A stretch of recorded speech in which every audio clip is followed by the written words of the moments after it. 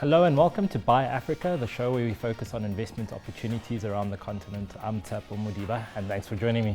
Tonight, I'm joined by Thabo Ncalo, portfolio manager at Stanlib, to look at one of my favorite markets, probably because one of my favorite countries, Botswana in particular. Thabo. An impressive economy in terms of GDP growth. Certainly, I know a couple of years ago, if you look back over the last 40 years, the fastest growing economy in the world, period. Your assessment of the economy before we delve down into the underlying stock market? Well, good evening, Tshepo. Thanks. I mean, Botswana is interesting. You know, Botswana, a lot of people, when you mention Botswana, think diamonds. Right. And of course, a lot of that economy has been driven by mineral resources. I mean, the country happens to be very lucky to have found itself, located on a bed of diamonds, you know. So I think digging it out has helped, and as you correctly said, the economy has done very well. The only thing for us with Botswana is that we'd like to see that economy diversifying a lot more. We'd like to see the country moving more towards, other sectors and growing other sectors, services sectors and so forth. But I mean, as you correctly say, the economy itself has done extremely well. It's one of the best managed economies, both both from local management and from what they've managed in terms of the foreign resources, the foreign exchange. Okay. Fairly small stock market in the scale of, some of the other markets on the continent. Your assessment of the market as a whole before we delve down into some of the interesting ideas? Look, the market is got about 23 companies that are on the domestic board, and about two of those are on the venture capital board. So, well, the beauty with Botswana is that it's a very nice stock exchange because it's got nice diversity. You know, if you want to look at it, you've got very good banks, very strong banks such as FNB Botswana, such as Standard Chartered and Barclays, and you've got some good retailers as well, and some good consumer names. On the brewery side, you've got a whole range. Things like Sichaba as an example. You've got Choppies on the retail side. You even have property companies that are operating in Botswana, like Tenstar and so forth, that are listed on the exchange. So it gives you a nice little diversification in terms of what you can access into the country. As you know, I mean, in most markets in Africa, the largest sector is the financial sector, and Botswana actually luckily gives you other parts as well to look at. Okay. Now, in terms of, the interesting ideas, you've mentioned a few different companies. Anything that particularly comes to mind when you think about Botswana right now? I mean, you have to look at a couple of things. They're on the financial side as an example. So I think you probably want to dissect that market a little bit. So on the financials, I mean, we certainly seem to like, the alternative space, not just the traditional banks. This includes a stock like Letshego, apologies. And Letshego has been operating in Botswana as what you'd call a micro lender, but is now transitioning towards being fully fledged, or wants to become a fully fledged financial services firm or bank, by also looking to take deposits. One of the advantages with something like Letshego is that they've been expanding across, outside Botswana. As you know, Botswana is a population of only 2 million people, and there's a limit as to how far you can grow. So, I mean, a lot of the good companies that we like in Botswana are the ones that have taken a view to go and grow outside the country. This includes, as I mentioned, Letshego on the financial side, and as we'll chat about a little bit later, possibly something like a Choppies as well, that's been expanding across Southern and East Africa. Tshepo, where is their expansion strategy? You touch on they've moved outside the country. Correct. Where in particular? Letshego has done extremely well in Mozambique. In Mozambique, we've seen some massive growth. I mean, we've seen countries such as Mozambique and Namibia delivering very strong loan book growth. So replicating the same business model that they have in Botswana. Correct. I mean, the one thing in Botswana though is that they have a payroll-based system where they're able to deduct money off of people's salaries in terms of repaying back their loans. Of course, people can put a risk to it, as we've seen in South Africa, where the government has pulled some of those agreements with financial services firms, but it still happens in other countries across the continent. Now, naturally, that then means a lower non-performing loans profile, right? Correct. Because I mean, like, you can imagine if you can deduct your money directly from the salary and not have to rely on someone coming to pay you back, then it makes it easier on the NPL side. So I mean, we'd like to see them keeping that a little bit longer, and of course at the same time transitioning more towards towards becoming a fully fledged financial services operation.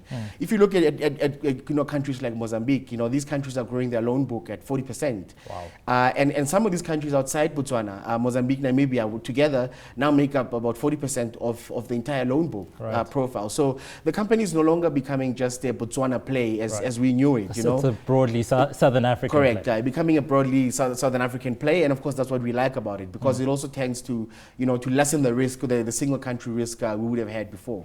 And in terms of profitability, what are return on equity looking like? Look, profitability is still high. The one thing with return on equity, which is quite interesting, is that the bank has been looking to increase their leverage, so increase the amount of debt they have, and as you can imagine, that tends to improve the ROE. Because in good times. In good times, of course, in good times, because of course they're using somebody else's money as opposed to using their own equity. So I mean, management are targeting north of 30% ROEs. Wow. And that's just to move, and that's just as they move that debt equity ratio higher and higher.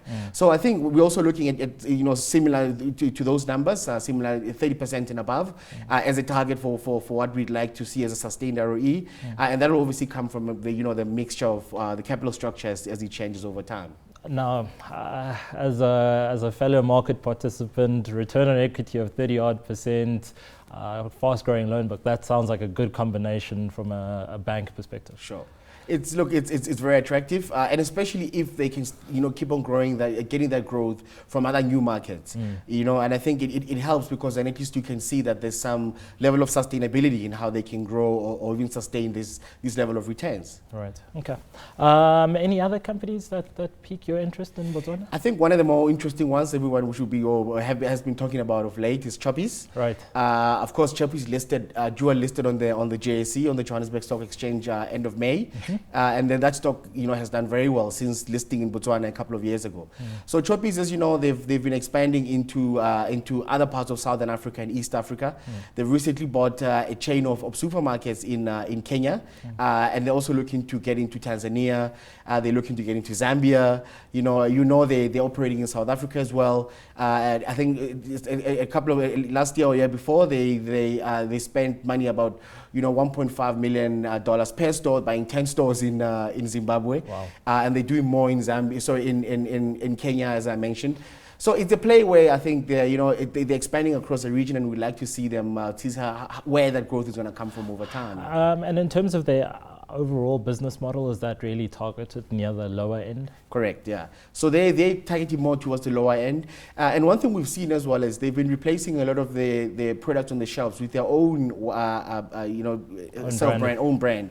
And that's tended to lower the prices of some of the goods, so targeting even further the market segment. Okay. So, I mean, Tshepo is one that we like. I mean, it continues to serve, as you correctly said, that underserved market mainly across Africa, which is mainly, people who would otherwise be shopping in the informal sector of the economy. Right. And I guess from a growth perspective, is there scope for further expansion throughout the continent? There definitely is. I mean, they've mentioned that they're looking at other parts of the continent, but one thing we'd like to see is consolidation. We'd like to see, they've made a lot of acquisitions of late, Kenya being the latest one, and we'd like to see them settling down, bedding down some of these acquisitions, and actually, delivering a return. One of the things we want to see is like-for-like growth for retailers, because some of the growth can be masked by just buying new stores. You buy new space, and it looks as though you're growing quite fast, whereas it's just growth that was just acquired. Right. So I think we'd like to see them bed down some of the acquisitions, and not necessarily look to expand for now. We want to see Zimbabwe show us the numbers. We want to see Kenya show us the numbers. Tanzania show us the numbers first before moving on. Yeah.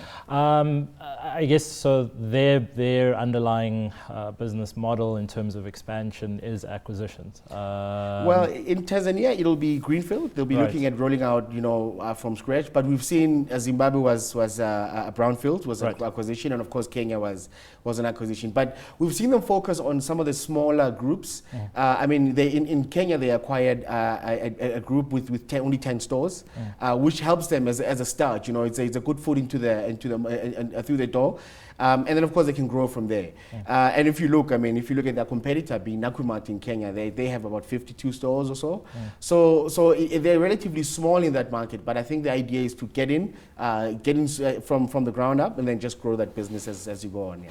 And in terms of margins, are they making healthy margins in these different markets? Well, I think the one country that's disappointed disappointed has been South Africa on margins. Right. I mean, of course, as you know, as a retailer, you're looking at single-digit margins.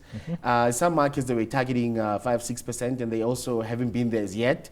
And I think, you know, the group as it comes along, we'd like to see what the blended margin is going to be. What margin can we get in Kenya, as an example? As we know, the margin is also a little bit, you know, blended and coming down a little bit in Zimbabwe because of deflation. Right. So there's been a little bit of pressure on margins coming from that angle. So it's more so, I mean, what comes out of the new acquisitions and what will be a sustainable margin for them going forward. Okay. Any other companies that we can squeeze in? Look, there are a lot. Botswana is interesting. There's, you know... I told you, this is one of my favorite markets. I'm happy. And as you know, I mean, tourism is also good in Botswana. Tourism is one that we also like in Botswana.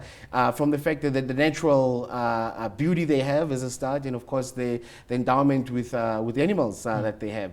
And we've seen companies like Wilderness do quite well. Wilderness is also listed in South Africa as well. They operate mainly on the high end of the tourism chain. They get mainly tourists, mainly from the US and from other foreign markets, who want to come to spend you know, time in Botswana in a luxury lodge, in a luxury tented lodge or so forth in a bush in Botswana. So it's one that I think you know, people will need to keep watching. It's still trading on a PE, call it about 15, 16 times. Right. And I think there's still quite a lot of value that can be unlocked out of something like a Wilderness. Right. Going forward. And how does, I guess, a strengthening dollar environment assist a business like that? Well, of course, I mean, if you've got your tourists coming in from the US and the pula and the rand, etc., depreciating, it's cheap for them, you know. I mean, I recently had a friend who was here from the US, and, you know, they found everything cheap. They were willing to pay for anything, you know. So I mean, things have become a lot cheaper for tourists as well, because, I mean, paying for the holiday becomes one of the cheapest holidays they could ever do. So of course, I mean, it benefits them from you know, from Wilderness perspective, but of course, there are some negative effects for the economy in terms of you know, prices that might be going up and so forth. Right. And in terms of growth prospects for Wilderness in particular? Well, we think it'll grow quite well. I mean, I think the one thing with Wilderness that we like is they've taken an approach of more eco-friendly tourism. So they're not going to go. They don't go out there to build, you know, monstrous you know, resorts and so forth that actually don't blend in with nature.